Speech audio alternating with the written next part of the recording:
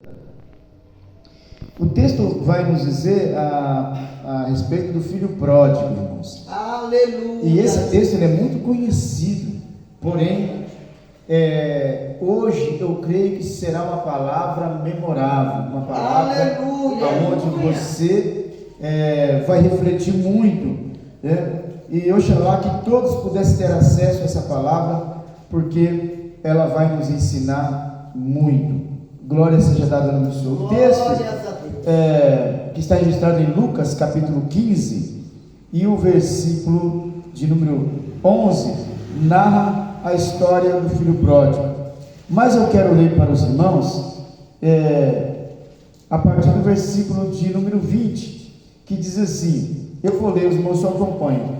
E levantando-se foi para o seu pai, quando ainda estava longe, e viu o seu pai, e se moveu de íntima compaixão, e correndo se lançou ao seu pescoço e o beijou. E o filho disse ao seu pai: Pai, pequei contra o céu e perante ti, e já não sou digno de ser chamado teu filho.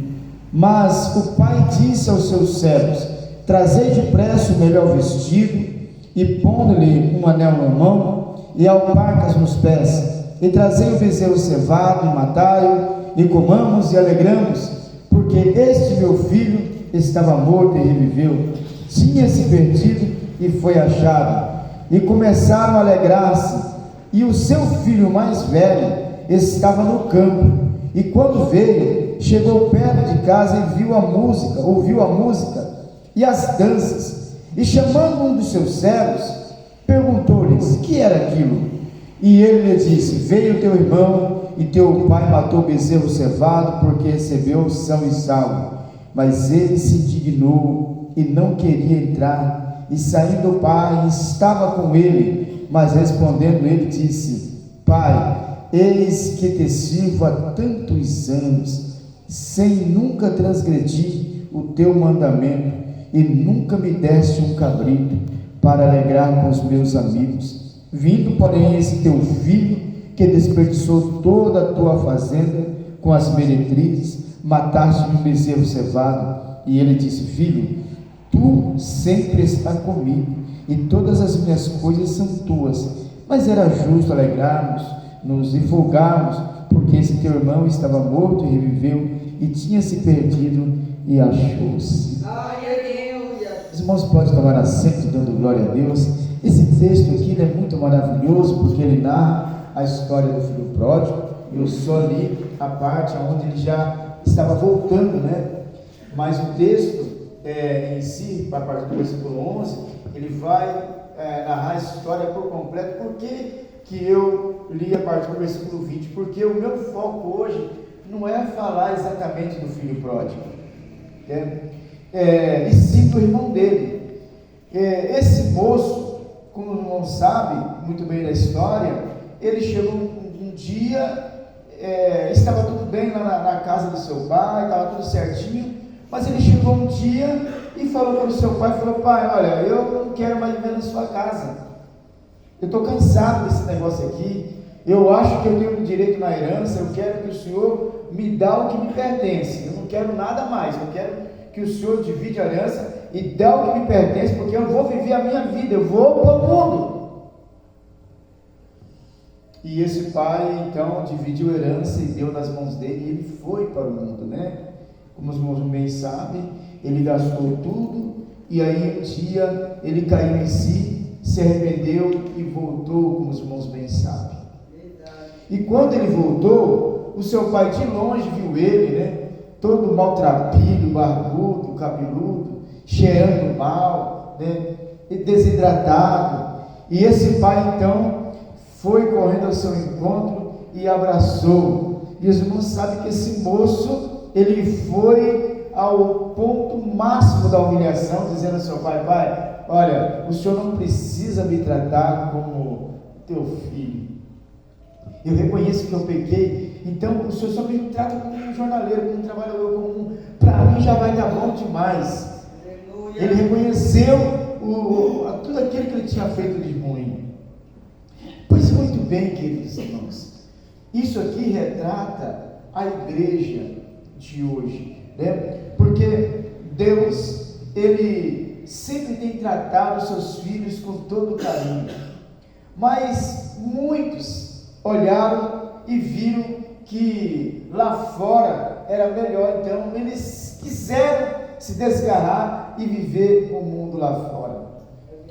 Deus, Ele simplesmente está mostrando aqui que Ele tem muito amor para dar e que Ele também quer que nós amemos uns aos outros, que nós sintamos a miséria uns dos outros, que nós sintamos a alegria uns dos outros, que nós sintamos a dor uns dos outros, que nós choramos, que nós compartilhamos momentos bons e momentos ruins. Mas o texto em questão que eu quero ressaltar para os irmãos foi a atitude do seu irmão. Ele estava trabalhando, uma pessoa que nunca transgrediu, nunca se levantou contra o seu pai, era uma pessoa exemplar, uma pessoa de se olhar para ele, encher os olhos e falar: que moço fantástico, que pessoa espetacular. Era aquele moço, nunca tinha transgredido contra o seu pai. Sabe aquela pessoa que está na igreja o tempo todo, que ele faz tudo certinho, que ele nunca se levantou contra o pastor, que ele nunca se levantou contra os seus maiorais, prestativo, comunicativo, obediente. Mas uma coisa tinha dentro daquele moço e só foi mostrado quando surgiu a oportunidade. Tem coisas que nós só vamos saber quem de verdade é a pessoa quando surge um momento, porque vai ter um momento lá na vida. Tem pessoas que ele passa 10, 15 anos dentro da igreja, mas você nunca sabe quem é ele de verdade. Você nunca sabe qual que é, na verdade, a sua índole. Ele é uma pessoa assim, olha, ele é prestativo, faz isso, faz aquilo. Esse moço era um moço, diz a Bíblia, que ele servia há tantos anos com fidelidade, sem nunca transgredir. E na casa de Deus tem muitas pessoas desse naipe, mas ele tinha algo venenoso dentro dele, que mataria qualquer um, que tiraria qualquer um fora da direção de Deus. Não só tiraria a pessoa fora, como tiraria ele mesmo. E vocês devem estar curiosos para saber, até você que está assistindo o vídeo, mas que coisa é essa que esse moço tinha, que ninguém sabia? E esse moço, então, para vocês terem uma ideia de quando ele era esforçado e trabalhador, que quando o seu irmão chegou, ele nem em casa estava, ele estava trabalhando, ele estava dando suor, ele estava cuidando das coisas do seu pai. E quando ele chegou de longe, ele ouviu as músicas, as danças, aquela gritaria, aquela euforia. Ele não entendeu o que significava, o que se tratava. Então ele chamou um discípulo do seu pai e disse assim: olha, amiga, que festança é essa aí? Não estou entendendo, entendeu? Porque ninguém me falou nada. De repente assim, o que está acontecendo? Aí aquele servo abraçou ele e falou assim: ó, meu senhor, você não sabe da maior. Lembra do teu irmão que há muitos anos se desgarrou, e a gente achava que ele estava morto? Ele não está morto não, ele está vivo. Ele voltou, seu pai recebeu ele gostoso, abraçou, deu banho nele, mandou matar um bezerro cevado, está fazendo o maior churrasco e está rolando a maior festa. Até agora a gente só conhecia esse moço como um bom moço, como uma pessoa prestativa, trabalhadora, mas agora nós vamos conhecer o lado ruim desse moço. O que tinha nele que ninguém sabia? Tinha duas coisas nesse moço que ninguém sabia, e até o momento nem seu pai sabia disso, que existia esse mal nesse moço. A primeira coisa, o ciúme. E a segunda, a inveja. Essas duas coisas triturou esse moço. Essas duas coisas fez esse moço se revoltar contra o seu pai. Essas duas coisas fez esse moço se revoltar contra o seu irmão, contra a sua família e tudo aquilo que estava acontecendo. Imediatamente, quando ele ouviu aquilo, o seu coração se fechou, o seu coração se inchou e ele se encheu de ira, de ódio, de rancor, ficou muito enciumado, enraivecido, esbravecido, e acabou-se a sua alegria, e ele não quis entrar para dentro. Olha só, quantas pessoas que servem a Deus durante muito tempo, e quando de repente alguém, ele promovido, né? Alguém recebe uma nova função, um novo cargo, aquela pessoa, ele não aceita, ele para de vir para a igreja, ele se desvia, ele critica o pastor, ele fala: olha só, tanto tempo trabalhei, fiz aquilo, e o senhor nunca me levou a nada, e agora esse camarada acabou de chegar, entendeu? Já está aí, vai ser isso, vai ser aquilo. Ele não aceita a prosperidade de ninguém, ele não aceita que ninguém suba de cargo que não seja ele. Essa pessoa se encheu de inveja e de ciúme, automaticamente a ira e o rancor começou a jorrar em seu coração. E ele não quis entrar, ficou magoado, irado contra o seu pai, irado contra tudo aquilo, ficou muito nervoso. E o seu pai veio falar com ele: filho, o que está acontecendo? Nada não. Sabe aquela pessoa que não quer se expressar? Sabe aquela pessoa que ele não tem vontade de falar, ele tem vontade de pegar, de esgoelar, ele tem vontade de pegar no pescoço, apertar, ele tem vontade de chegar, cravar as unhas, entendeu? De chacoalhar e balançar. Mas ele não quer conversa.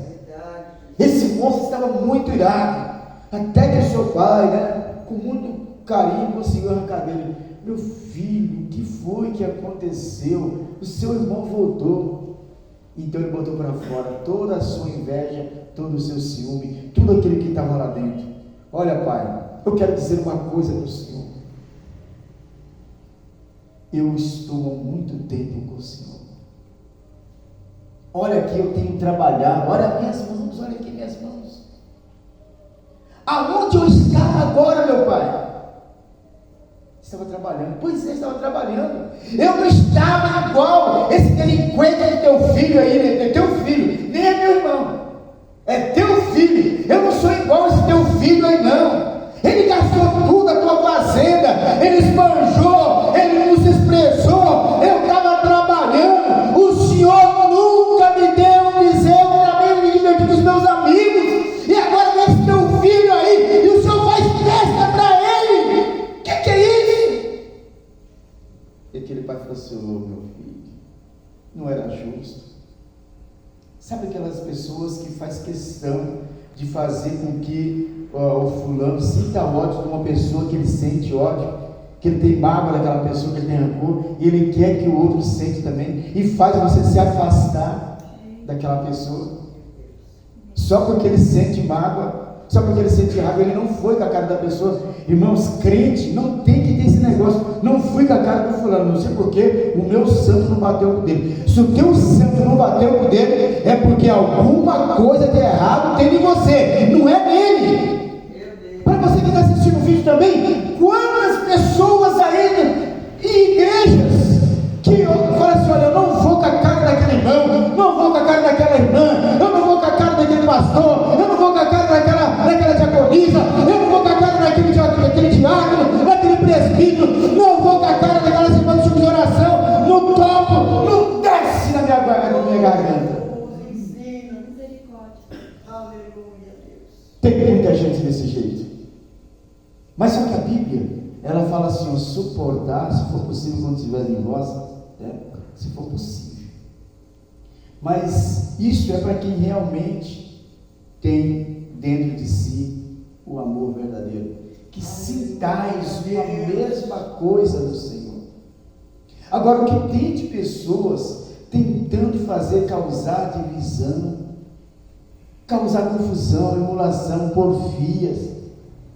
Agora, irmãos, o que eu admiro na Bíblia é que essas pessoas que estão há muitos anos e ninguém sabe na verdade qual que é a sua ídole, porque ele é pessoa prestativa, você fala assim: nossa, que pessoa abençoada, né? Mas a sua fala é um pouco diferente quando se diz a respeito de alguém que ele não goste, alguém que ele não vá bem. Mas, irmãos, o engraçado é que eu estava analisando a Bíblia, ela contém 1189 capítulos, ela contém 66 livros, e ela contém 31.100 versículos. E desses 31.000, eu encontrei na Bíblia um versículo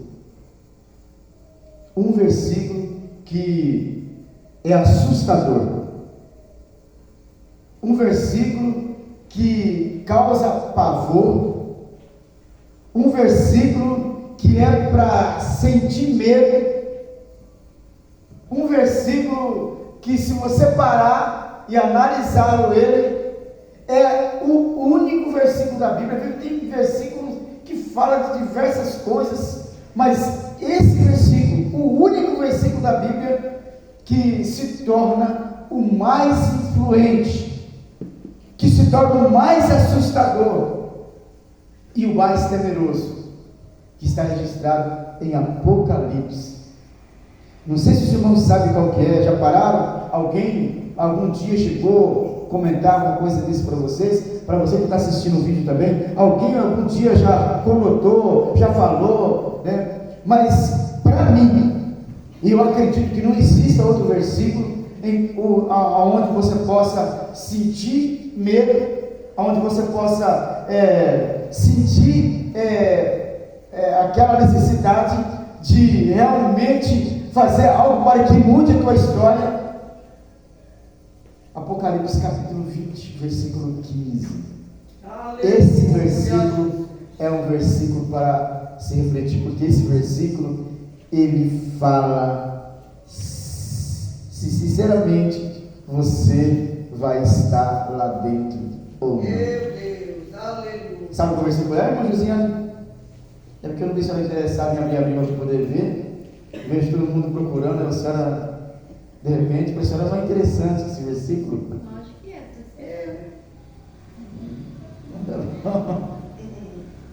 A senhora achou aí, minha Maria? Lê para nós. E aquele que não foi achado escrito no livro da vida foi lançado no lago de fogo.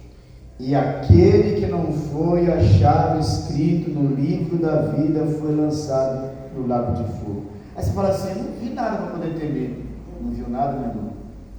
Olha só. Então eu vou dizer uma coisa para você, até para você que está assistindo. Esse versículo, toda vez que eu leio ele, eu fico muito temeroso, porque imagine você, tem pessoas que já dormem no Senhor, tem pessoas que já está quase no fim da vida, e tem pessoas que estão iniciando agora. Tem pessoas que aceitaram Jesus e o seu nome foi escrito automaticamente no livro da vida, porque é esse livro que vai dizer se você vai entrar ou não. Se o teu nome estiver registrado lá, amém, mas se ele não tiver, quer dizer que você está excluído. Agora, você fala assim: para mim é diferente. Então vamos aprofundar um pouquinho mais. Tem pessoas que começaram a caminhar e o seu nome foi escrito, mas com alguns dias foi apagado novamente. Tem pessoas que passou 20, 30 anos e ele ficou 20, 30 anos com o nome escrito lá, mas 3 dias antes de ele morrer foi apagado porque ele fez algo que não devia. Tem pessoas que estão há 40, 50 anos dentro da igreja, servindo a Deus, mas o nome dele nunca foi escrito no livro da vida. Tem pessoas que o nome dele foi escrito num dia, no outro dia foi apagado. Tem pessoas que o nome dele foi escrito no livro da vida, mas com 2 meses foi apagado. E tem pessoas que ficaram 40 anos sem o nome dele nunca ter escrito no livro da vida, mas nos últimos dias ele fez algo muito importante e Deus resolveu escrever o nome dele no livro da vida. Então esse versículo, quando eu olho para ele, eu fico pensando: Deus, se o meu nome não estiver escrito aí, eu estou perdido. E por meu nome estar escrito lá, eu tenho que fazer Senhor Deus me fala, tudo que Ele me ensina. E eu vou dizer uma coisa para você: se você acha, irmão, que você faz as coisas e Deus vai concordar com você, que Ele vai aceitar, não, de maneira nenhuma. Porque tem muita gente vivendo aí, né, no engano, vivendo fazendo coisas, trapaceando e achando que está tudo certo. Mas o maior problema é que naquele grande dia vai haver uma grande surpresa, porque quando abrir aquele livro, vai estar todo mundo naquela expectativa, todo mundo vai querer, né? E vai começar a falar João das Neves, Pedro Pereira da Silva, Carlos Cavalcante, e vai começar a citar nome, e você vai ficar naquela expectativa. E aí, quando ele fechar o livro, acabou, você fala: mas e o meu nome? Quando você olhar para ele, diz a Bíblia que a palavra que ele tem para você diz assim: olha, eu não te conheço. Então, quando eu leio esse versículo aqui, a minha alma estremece, porque ninguém vai poder me socorrer se o meu nome não estiver escrito aqui, nesse livro da vida. Vou repetir, irmã, já leu, mas eu vou repetir. Aleluia. E aquele que não for achado escrito no livro da vida foi lançado no lago de fogo. Imagine que o texto aqui já está dizendo que já aconteceu. Aqui depois já do julgamento. Então, tudo que eu tenho que fazer para que o meu nome seja registrado ali, eu tenho que fazer agora. Isso aqui, irmãos, para você ter uma ideia do que significa, é como aquela prova que você faz para a seleção de um emprego, mas muito importante na sua vida, que depois que você faz a prova, aí se coloca lá no mural os aprovados, você chega lá e fica caçando, não é isso? E aí, quando você vê que o seu nome não está lá, aí você fala assim: eu não fui escolhido. Só que isso aqui, irmãos, é a tua vida, é a tua história, isso aqui é o teu legado, isso aqui é a tua vivência, isso aqui é tudo aquilo que você viveu. Não adianta nada a pessoa se ficar te rodeando, igual esses grandes homens por aí, grandes pastores, lá de alto, de muitas pessoas, que quando vê eles, beija a mão, ajoelha, enche de presente, dá carros importados, muitas coisas, enche de ouro, de prata. E todo mundo fica admirando: olha só, que grande pastor, grande homem de Deus, não é isso? Mas o nome dele nunca foi escrito no livro da vida. Lázaro, ele só foi descobrir quando chegou o seu dia. Quem olhava para Lázaro, o rico, né? Lázaro, ele nem sabia do que estava acontecendo, se seu nome estava lá. Quando ele partiu para a eternidade, então achou-se o seu nome no livro da vida e ele foi para o descanso. E aquele rico que achou que estava tudo certo com ele, quando ele partiu, foi que ele descobriu que nem existia o nome dele lá. E a Bíblia está dele como rico, não fala nem o nome dele. Já pensou, irmãos? Nós encontramos na Bíblia diversas pessoas que foram pegos de surpresa, entre elas Ananias e Safira, porque achavam que podia ludibriar, achavam que podia trapacear e achavam que Deus ia aceitar. Quantas pessoas que estão vivendo enganadas por aí, pessoas que têm vozeirão, que quando canta estremece e para eles está tudo certo, que Deus não vê eles vivendo, usurpando o povo. Esses grandes homens por aí, e acham que está tudo certo, mas não está, porque eu só vou saber disso naquele grande dia, quando abrir o livro da vida. E um detalhe: se o meu nome ainda estiver no livro da vida, não canta vitória ainda não, porque depois que abrir o livro da vida, vai abrir o livro das obras, e se as tuas obras se queimar, tu está perdido. Se as tuas obras não forem aprovadas, tu está perdido também. Então não adianta nada ter o nome escrito no livro da vida, tem que ter o nome escrito no livro da vida, e no das obras tem que ter obras boas. É por isso que eu falo que esse versículo aqui é o versículo mais temeroso de toda a Bíblia, porque ela retrata que será de mim quando eu partir. Mais uma vez eu vou ler: e aquele que não foi achado escrito no livro da vida foi lançado no lago de fogo. Esse moço exemplar, que fazia tudo direitinho, agora fez algo que provavelmente seria arriscado o seu nome no livro da vida. Então eu tenho que fazer de tudo para que eu possa, com certeza, fazer com que isso aqui não deixe de ser pavor para a minha vida, que ele seja realmente algo que venha confortar o meu coração, para que eu possa sentir, não, quando eu partir, eu sei que o meu nome vai estar escrito lá. Aleluia! Porque não adianta o pastor falar assim, não está tudo certo, não adianta o Papa, não adianta ninguém falar, mas é Deus que vai determinar se o teu nome vai estar escrito lá. Aleluia! E esse moço, ele ficou muito irado, muito revoltado, porque ele achava que direito só tinha ele. Quando as pessoas acham que direito só tem eles, é isso. Eles não querem saber se você, mas pode até ter errado. Olha só, o pai morou, que ele tinha errado, gastou tudo, mas recebeu ele com muito amor, com muito carinho. Hoje a regra das igrejas, se alguém errar, afasta dele, não tenha comunicação com ele, larga ele para lá, deixa ele se arrebentar inteiro. Não é assim? As igrejas hoje é assim. Não mostra o verdadeiro amor. Se a pessoa errar, ele está frito, literalmente ele está frito, porque vão instruir ele, vão fazer com que ele nunca mais seja visto, e isso é de doer o coração.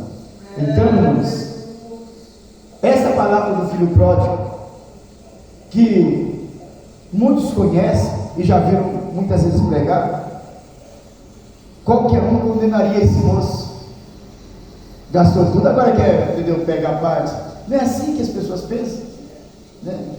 Foi lá, errou, pintou e bordou, agora veio, e aí já está aí sentando lá, né? Quer ser obreiro, que é isso. Mas, irmãos, se Deus mostrou o verdadeiro amor, por que nós também não devemos acolher? Por que nós também não devemos mostrar o verdadeiro amor? A exclusão, ela não está como prioridade na Bíblia, mas o amor, o ajuntamento, os sentimentos, né, para que nós possamos acolher e fazer com que aquela pessoa ela seja realmente restaurada. Isso é plano divino. Amém? Vamos aplaudir Jesus? Glórias a Deus. Que essa palavra seja